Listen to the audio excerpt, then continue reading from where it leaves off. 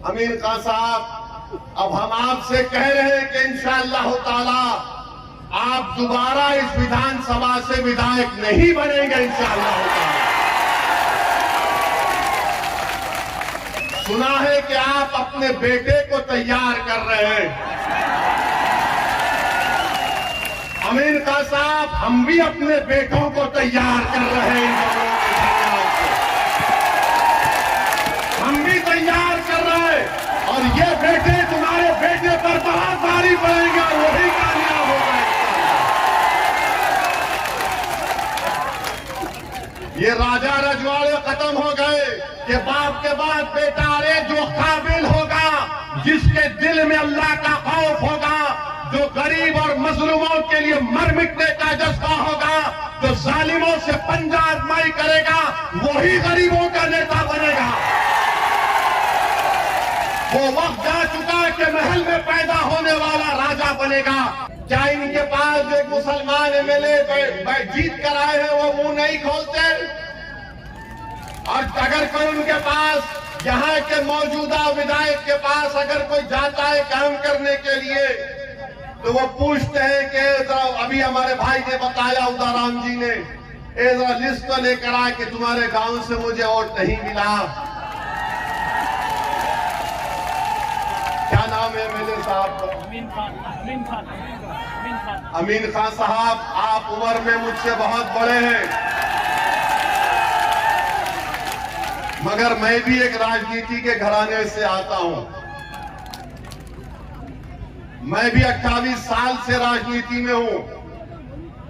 2 मर्तबा का विधायक रहा हूं और 4 मर्तबा का सांसद पे कामयाबी अल्लाह ने मुझे अता की। हैदराबाद की आवाम का शुक्रिया। अमीन खान साहब, जरा मेरी बात को सुनो। अगर आपके यहाँ पर लोग हैं, मुझे यकीन है कि आप बिजाए होंगे कि देखो ये भड़काऊ भाषण क्या देता। अब आपको हम भड़काऊ भाषण दे रहे हैं अमीन खान साहब। मैं भी इलेक्शन जीतता हूं। हैदराबाद में हमारे दफ्तर का नाम दारुस्सलाम है। खुला दफ्तर है, कोई दरवाजे नहीं है, कोई भी आकर मुझसे मिल सकता है, कोई सिक्योरिटी नहीं, कोई रोक टोक नहीं। इलेक्शन जैसा खत्म हो जाता, मेरे पास बीजेपी के, कांग्रेस के वो तमाम लोग आते जो मेरे मुखालिफ में इलेक्शन में काम किए थे, और मैं अपनी जबान से कभी उनको ऐसा भी नहीं कहता हूं कि क्यों आए यहाँ पर, बल्कि इज्जत देकर उनको बिठाता और पूछता, बोलो क्या काम है तुम्हारा। उनका काम करा कि हम भी जाते, काम हो ना हो, मगर उनको इज्जत से पेश आते। जब कोई हमारे ऑफिस पर आ जाता है तो हमारी जिम्मेदारी है कि उसका मान सम्मान रखें। और बहादुर इंसान तो वो है कि चुनाव के बाद वो सबको साथ लेकर चले, वही तो इंसान और नेता बन सकता है। मगर ये कि आप इतने बड़े पुराने आदमी हैं और कोई आपके घर को आया तो आप पूछते हैं कि तूने वोट नहीं दिया।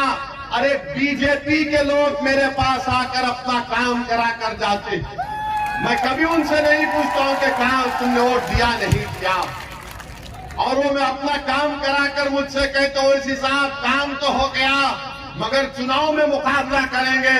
मैंने कहा कि प्यारे, तुझे मैं शर्मिंदा होने नहीं दूंगा, फिर हराऊंगा मैदान में।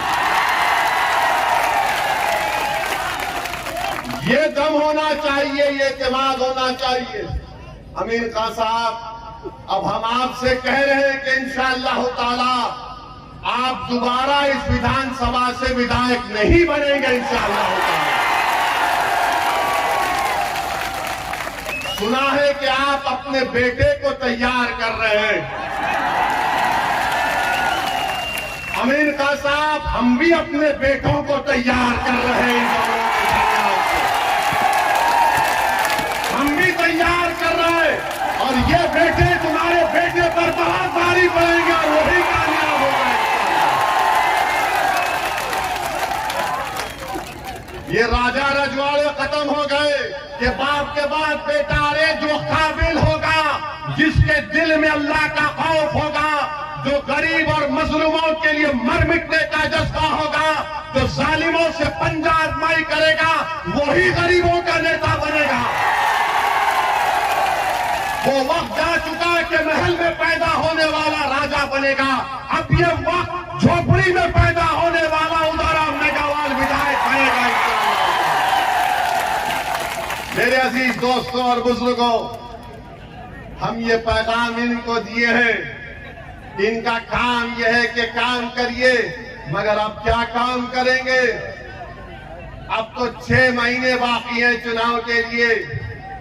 जब काम करने का टाइम था तो काम नहीं किए।